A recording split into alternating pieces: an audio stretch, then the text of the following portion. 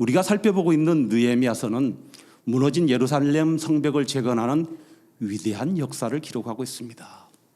이것은 단순히 성벽을 세우는 것을 넘어 절망 속에 있던 이스라엘 백성들의 영적 회복과 신앙의 재건을 상징하는 것임을 살펴보았습니다. 느헤미야는 총독으로서 리더십을 발휘하여 이 거대한 사명을 완수했지만 그 과정은 결코 순탄치 않았습니다.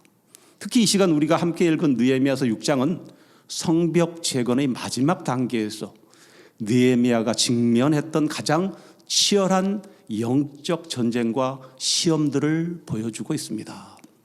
우리는 성벽 건축을 할 때 전쟁에 대한 공포감을 조성하여 백성들의 마음을 무너뜨려 성벽 공사를 중단시키고자 하는 산발락과 도비아 등 대적들에 의한 공동체 붕괴에 관한 메시지를 앞에서 살펴보았습니다. 그 다음으로 공동체에 속한 귀인과 민장들이 이익을 취하고 이자를 과도히 받음으로 백성들 중에 자녀들이 종이 되고 전답을 잡혀서 세금을 내는 등 공동체 내부의 갈등으로 공동체가 붕괴되기 직전의 상황까지 이른 내용도 지난 시간에 살펴보았습니다. 이것은 단순히 내부의 갈등이나 외부의 대적의 문제가 아니라 오늘날 우리가 겪을 수 있는 하나님 나라의 공동체, 곧 교회를 붕괴시키고자 하는 사탄의 기술과 전술과 전략이라는 점으로 이해할 수 있는 것입니다. 우리가 영적으로 바로 서려고 할 때, 하나님의 편에 가까이 가고 있을 때 다급해진 사탄은 지도자를 공격합니다. 느헤미야는 이런 상황을 어떻게 행동하며 리더십을 발휘하여서 그들을 물리쳤는지 본문을 통해 살펴보고 깨닫기를 원합니다. 먼저 느헤미야는 흔들리지 않고 주신 사명에 전념했습니다. 이제 성벽이 모두 중수되고 문짝만 달면 되는 시점이 되었습니다. 전반적인 성벽 재건이 완공되기 직전에 있다는 소식을 들은 대적들은 초조하고 다급해졌습니다. 그리고 그들은 느헤미야를 암살할 계획을 세웁니다.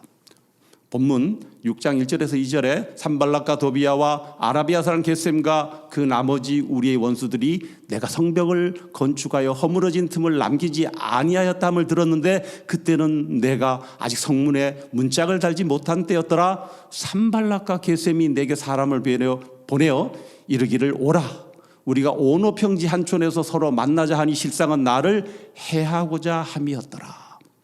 그들은 이제 더 이상 물리적인 방해로는 성벽 재건을 막을 수 없음을 알았고 새로운 전략을 모색합니다.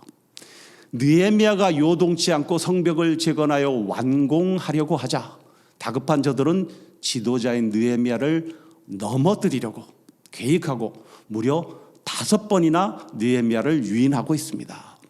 2절에서 산발락과 게셈은 느헤미야에게 오노 평지 한 마을에서 만나자고 제안합니다. 이 오노 평지는 예루살렘에서 상당히 떨어진 곳입니다. 자료에 따르면 오노는 예루살렘 북서쪽 약 32km 지점에 있었으며 그 당시에 이곳은 사마리아와 아스돗 사이의 중립지대로 완전한 이스라엘 땅이 아니었다고 합니다. 이런 점을 감안한다면 산발랏 일당이 오노를 느헤미야와의 면담 장소로 택한 것은 느헤미야를 이스라엘 영토 밖으로 꿰어내어 살해하려는 음모에 따른 것이었다고 학자들은 말하고 있습니다. 느헤미야는 2절 하반절에서 실상은 나를 해하고자 함이라고 기록하고 있습니다. 그들은 느헤미야를 살해하거나 감금하여 성벽 건축을 중단시키려 했습니다. 여기서 우리가 주목할 점은 대적들이 만남을 가장하여 느헤미야를 유인하려 했다는 것입니다. 겉으로는 평화로운 대화와 협상을 제안하는 듯 보였지만 그 속에는 악한 의도가 숨겨져 있었습니다. 느헤미야는 그들의 속셈을 정확히 깨뜨려 보았기에 이를 단호하게 거절합니다. 6장 3절에 내가 곧 그들에게 사자들을 보내 이르기를 내가 이제 큰 역사를 하니 내려가지 못하겠노라 어찌하여 역사를 중지하게 하고 너희에게로 내려가겠느냐 하매 대적들은 느헤미야를 유인하는 데 실패하자 이번에는 거짓 편지를 사용합니다. 산발랏은 5번째로 느헤미야에게 편지를 보냅니다. 5절에 산발랏이 5번째로 그 종자의 손에 봉하지 않은 편지를 내게 보냈는데, 여기서 봉하지 않은 편지는 히브리어로 게렛 페투아입니다. 이것은 의도적으로 많은 사람이 볼 수 있도록 공개한 편지라는 의미입니다. 이는 소문을 퍼뜨려 느헤미야를 궁지에 몰아넣으려는 심리전의 일환이었습니다. 그리고 그 편지의 내용은 충격적이었습니다. 우리가 읽었지만 6장 6절에 그 글에 이르기를 이방 중에도 소문이 있고 가스무도 말하기를 너와 유다 사람들이 모반하리 하여 성벽을 건축한다 하나니 내가 그 말과 같이 왕이 되려 하는도다. 여기서 가스무는 겟셈이라는 사람의 아라비아식 이름입니다. 그들은 느헤미야가 성벽을 재건하는 진짜 목적이 페르시아 왕에게 반역하여 스스로 왕이 되려는 것이라고 거짓 소문을 퍼뜨리고 있었습니다. 당시 페르시아 제국에서 반역죄는 목숨을 잃을 수 있는 중죄였기 때문에 이것은 매우 심각한 모함이었습니다. 6장 7절에 내가 또 선지자를 세워 예루살렘에서 너를 가리켜 유다의 왕이라 선포하게 한다 하니 이제 이런 말이 왕에게 들릴지라 그런즉 너는 이제 오라 함께 의논하자. 이 위협은 느헤미야의 명예를 실추시키고 그를 두려움에 빠뜨려 성벽 건축을 중단시키려는 고도의 심리전이었습니다. 하지만 느헤미야는 이들의 거짓말에도 흔들리지 않고 그들의 악한 마음에서 비롯된 거짓말임을 밝히고 단호히 반박합니다. 6장 8절에 내가 그에게 보내 이르기를 내가 말한 바는 없는 일이라 내 마음에서 지어낸 것이라 하매. 그리고 느헤미야는 하나님께서 명령하신 사명 곧 성벽 재건을 중단하지 않았습니다.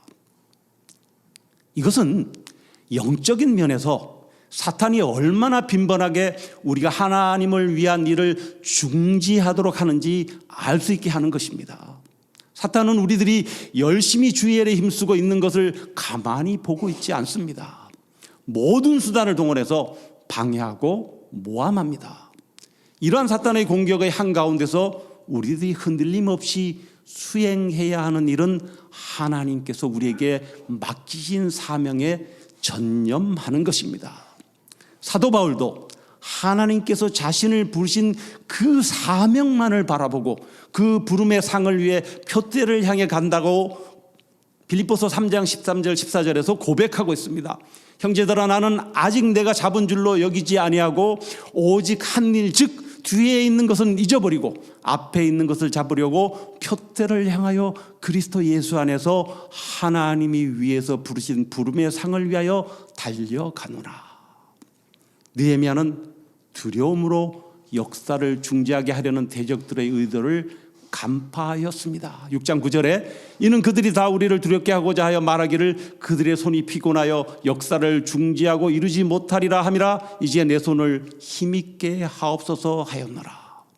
여기서 느헤미야가 내 손을 힘있게 하옵소서라고 기도한 히브리어 하젝 야다이는 문자적으로 내 손을 강하게 하소서라는 뜻이지만 육체적인 힘뿐만 아니라 사명을 감당할 영적인 힘과 지혜와 용기를 구하는 간절한 기도였습니다. 두 번째로 살펴볼 것은 느헤미야는 영적 분별력으로 상황을 주시했습니다. 당시의 제사장이며 선지자 행세를 하던 스마야가 대적들에게 뇌물을 받고 느헤미야의 길을 꺾을 두려운 예언을 합니다. 6장 10절에 이후에 무에다벨의 손자 들라의 아들 스마야가 두문불출하기로 내가 그 집에 가니 그가 이르기를 그들이 너를 죽이러 올 터이니 우리가 하나님의 전으로 가서 외소 안에 머물고 그 문을 닫자. 저들이 반드시 밤에 와서 너를 죽이리라 하기로. 스마야는 스스로를 선지자라고 칭하며 느헤미야에게 은밀히 접근하였습니다. 그는 마치 하나님께서 주신 계시인 것처럼 느헤미야에게 성전 안으로 피신하여 목숨을 보존하라고 유혹합니다. 그는 느헤미야가 밤중에 살해당할 것이라고 예언하며 두려움을 조장하는데 이는 겉으로는 느헤미야의 안전을 염려하는 것처럼 보이지만 스마야의 제안은 매우 교활한 함정이었습니다. 그러나 느헤미야는 자신이 페르시아 왕실로부터 임명된 총독의 신분으로서 생명의 위험이 있다고 해도 몸을 숨기는 것은 타당치 않음을 거절의 이유로 제시합니다. 특히 느헤미야는 내후 외환의 시련을 앞장서서 극복해야 할 지도자의 위치에 있었기 때문에 비록 죽음이 눈앞에 닥쳐왔다 하더라도 초연함으로 백성들의 모범이 되고자 했습니다. 이는 자신이 사명을 포기하고 두려움에 사로잡힌 나약한 지도자의 모습을 보여주는 것은 백성들에게 큰 실망감을 안겨주어서 성벽 재건에 대한 신뢰를 무너뜨리려는 대적들의 음모를 이루게 하는 것임을 말하는 것입니다. 성전으로 피신을 거절한 두 번째 이유는 성전으로 피신하는 것은 제사장 이외의 사람은 성전 안에 들어가지 못한다는 하나님의 율법을 범하는 행위였습니다. 율법에는 이러한 범법자는 죽임을 당해야 한다고 기록하고 있습니다. 6장 11절에 내가 이르기를 나 같은 자가 어찌 도망하며 나 같은 몸이면 누가 외소에 들어가서 생명을 보존하겠느냐 나는 들어가지 않겠노라 하고, 대적들은 느헤미야가 두려움 때문에 성전으로 피신하면 백성들이 더 이상 느헤미야를 믿지 못하게 될 것이고 결국 성벽 재건축은 중단될 것이라고 예상했습니다. 또한 스마야가 느헤미야에게 밤에 너를 암살하러 저들이 올 터이니 성전으로 피하라고 공고하였으나 여기에는 적들과 내통한 음모가 깔려 있었던 것을 느헤미야는 간파했던 것입니다. 6장 12절에 깨달은즉 그는 하나님께서 보내신 바가 아니라 도비야와 산발랏에게 뇌물을 받고 내게 이런 예언을 함이라. 여기서 깨닫다의 히브리어 나카르는 분별하다라는 의미가 강한 동사입니다. 곧 이것은 느헤미야가 거짓 예언을 분별했다는 것입니다. 하나님의 이름을 이용하여 거짓 예언하는 친구는 드러내놓고 적대시하는 적보다 훨씬 두려운 존재입니다. 지도자는 느헤미야와 같이 바르게 분별하는 능력이 있어야 함을 말합니다. 분별은 하나님께서 우리에게 주신 은사, 즉 선물입니다. 사도 바울은 고린도전서 2장 13절에서 14절에 영적인 사람만이 영적인 분별력을 갖는다고 우리에게 말하고 있습니다.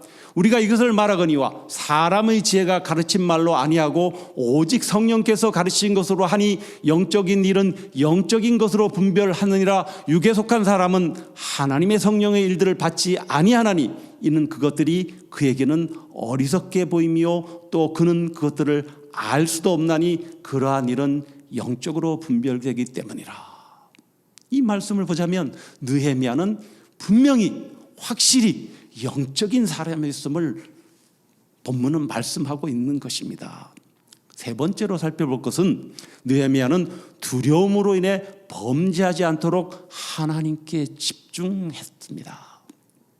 대적들이 스마야라는 예언자에게 뇌물을 주고 거짓 예언을 하게 한 것은 느헤미야에게 두려움을 주려는 것이었습니다. 6장 13절에 그들이 뇌물을 준 까닭은 나를 두렵게 하고 이렇게 함으로 범죄하게 하고 악한 말을 지어 나를 비방하려 함이었느니라.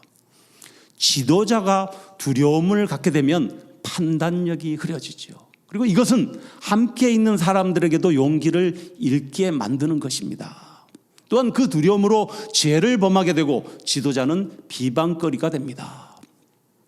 지도자에게 필요한 것은 도덕성입니다. 사탄은 우리가 범죄하기를 부추기고 기다리고 있습니다. 그리고 이것으로 하나님께 우리를 정죄합니다. 우리가 잘 아는 욥기 1장에는 이런 내용이 기록되어 있습니다. 욥기 1장 8절에서 9절에 여호와께서 사탄에게 이르시되 내가 내 종 욥을 주의하여 보았느냐? 그와 같이 온전하고 정직하여 하나님을 경외하며 악에서 떠난 자는 세상에 없느니라. 사탄이 여호와께 대답하여 이르되 욥이 어찌 까닭없이 하나님을 경외하리까? 욥이 어찌 까닭없이 하나님을 경외하리까? 사탄이 말한 욥이 까닭없이 하나님을 경외하리까에서 이 까닭없이로 번역된 히브리어 희남은 대가 없이 이유 없이라는 의미의 부사입니다. 하나님께서는 사탄에게 욥을 온전하고 정직하며 하나님을 경외하고 악에서 떠난 자라고 칭찬하시자 사탄은 욥이 이유 없이 하나님이 그에게 주신 어떤 대가 없이 그렇게 했겠느냐고 욥을 모함하는 것이죠. 그런데 사탄이 모르는 것이 있는 것입니다. 그것은 하나님께서는 하나님이 창조하신 우리를 이유 없이 대가 없이 사랑하셨다는 것입니다. 그것을 사탄이 모르고 있는 것입니다. 여기서 알 수 있듯이 하나님의 자녀인 우리 역시 대가 없이 이유 없이 온전하고 정직하며 하나님을 경외하고 악에서 떠나야 한다고 말하고 있는 것입니다. 느헤미야가 이 모든 위기 속에서 흔들리지 않을 수 있었던 비결은 무엇이었을까요? 그는 오직 두려움을 멀리하고 하나님께만 시선을 고정하고 그분을 의지했습니다. 9절에 느헤미야는 대적들의 협박 속에서도 이제 내 손을 힘있게 하옵소서 라고 기도합니다. 그는 자신의 힘이나 능력에 의존하지 않고 오직 하나님의 능력과 도우심만을 구했습니다. 또한 14절에서 그는 자신을 대적한 모든 사람들을 하나님께 맡기며 기도합니다. 내 하나님이여, 도비야와 산발락과 여선지 노야다와 그 남은 선지자들을 곧 나를 두렵게 하고자 한 자들을 기억하옵소서. 느헤미야는 대적들에게 직접 맞서 싸우기보다 그들을 하나님의 공의로운 심판에 맡겼습니다. 이는 그가 하나님의 주권을 신뢰했음을 보여주는 것입니다.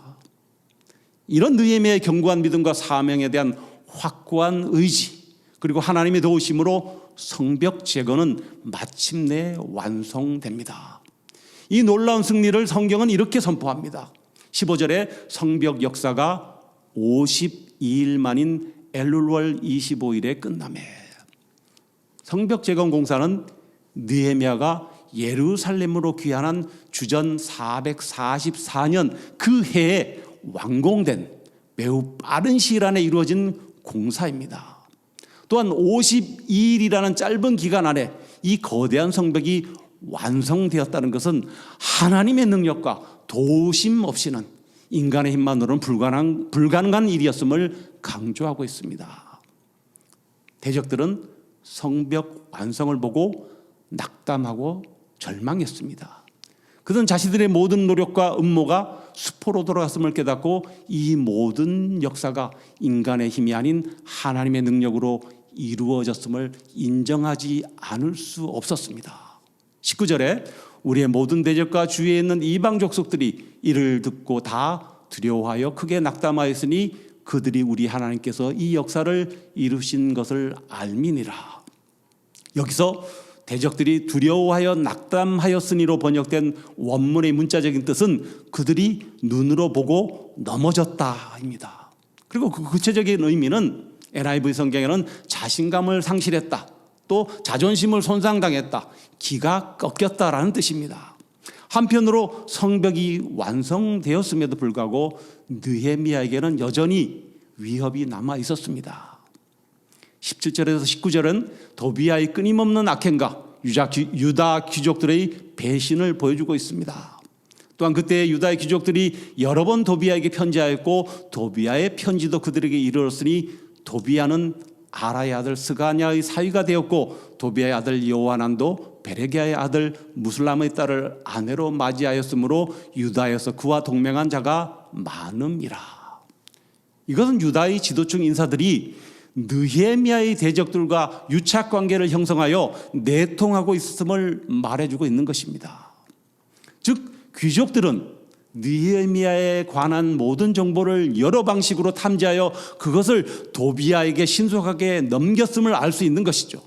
또한 이 귀족들은 도비야의 선행을 느헤미야에게 보고하며 그를 두둔했고 도비야는 계속해서 느헤미야를 위협했습니다. 19절에 그들이 도비야의 선행을 내 앞에 말하고 또 내 말도 그에게 전하매 도비야가 내게 편지하여 나를 두렵게 하고자 하였느니라. 이것은 성벽 완성이 모든 문제의 해결이 됨을 의미하지 않음을 말합니다. 내부의 배신과 끊임없는 음모는 여전히 느헤미야를 괴롭혔습니다. 그러나 느헤미야는 할 일이 있었습니다. 성벽 재건과 함께 백성의 신앙을 재건하는 것이었습니다. 그래서 느헤미야는 그 신앙을 재건하기를 시작합니다. 8장에는 율법을 교육하고 또 9장과 10장에는 백성들은 회개와 헌신을 결단하게 되는 것입니다. 말씀을 맺습니다. 자, 여러분, 오늘 본문에서 반복적으로 강조되는 단어가 있습니다. 그것은 두렵게 하다라고 번역된 히브리어 야레입니다. 야레.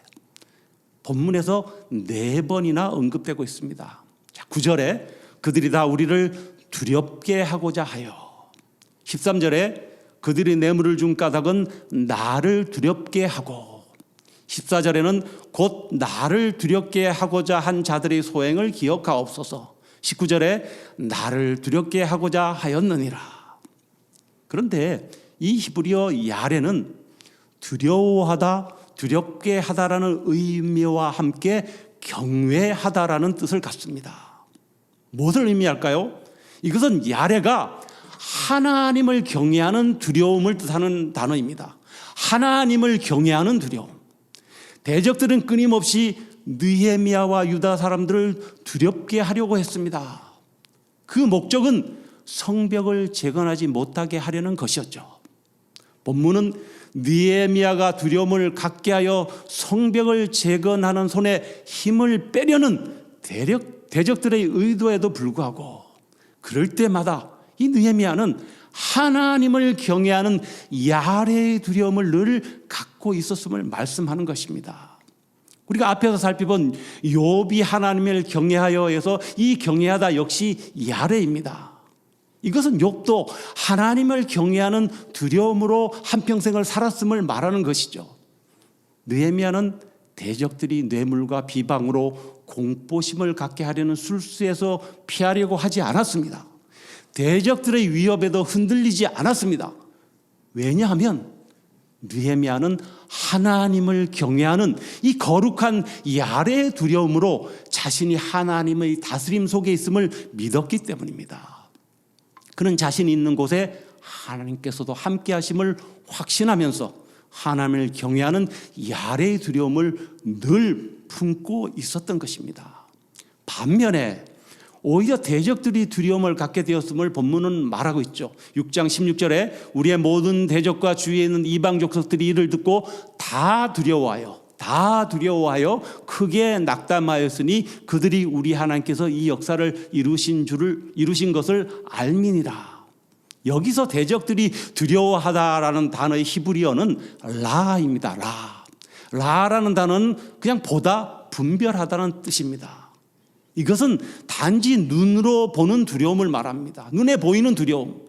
대적들은 느헤미야를 두렵게 하려고 하였으나 정작 두려워하게 된 것은 하나님을 경외하지 않는 자신들이었음을 오늘 본문은 말씀하고 있는 것입니다.